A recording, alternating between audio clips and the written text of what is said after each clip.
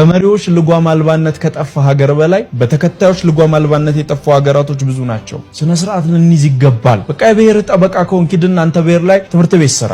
አንተ ብሔር ላይ ሂድና አርሶ አደሩን አንቃው። አንተ ብሔር ላይ ሂደህ ታናናሾችን እንዴት መማር፣ እንዴት ማሰብ፣ እንዴት ከዘመናዊ ዓለም ጋር ኮላብ አድርገው አዲሱን ሪዮት አዲሱን ዓለም አስተሳሰብ እንደሚላበሱ አስተምራቸው፣ አሰልጥናቸው። ከቀሩበት አንቃቸው። የሆነች ኋላ ቀርነት ገመድ ለመበጠስ እጁን የሚያስገባ አንድም ሰው የለም። ከኋላ ቀርነት ላይ የበዛ ኋላ ቀርነት የሚያመጣ የድንቁርና ስብስብና መፍለቂያ የሆነውን ስድብና ልቅነት ግን ለማራመድ የሆነ ጥብቅና፣ የሆነ ምስል፣ የሆነ ስም ይዞ የሚሰለፈው ብዙ ነው።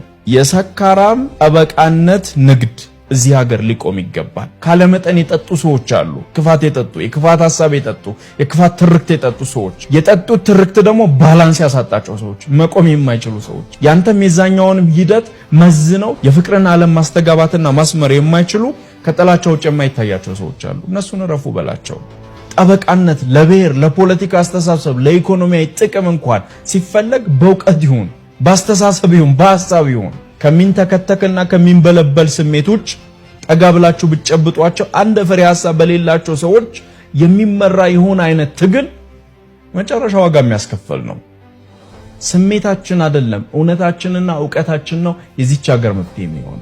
በቃ እኔና የኔ ትውልድ እንዲህ እናምናለን። በሰከሩ የሃይማኖት ጠበቃዎች፣ በሰከሩ የብሔር ጠበቃዎች ራሳችን አሳልፈን አንሰጥም። ሀገራችን አሳልፈን አንሰጥም። እምነታችን አሳልፈን አንሰጥም። ስብዕናችንና ትውልዳችን አሳልፈን አንሰጥም። እንዲህ በማድረግ የኢትዮጵያን ትንሣኤና ከፍታ አቅርበን በመመልከት ለዛ እንሰራለን። ደግሞ በእርግጠኝነት የምነግራችሁ የኢትዮጵያ ትንሣኤ ቅርብ ነው።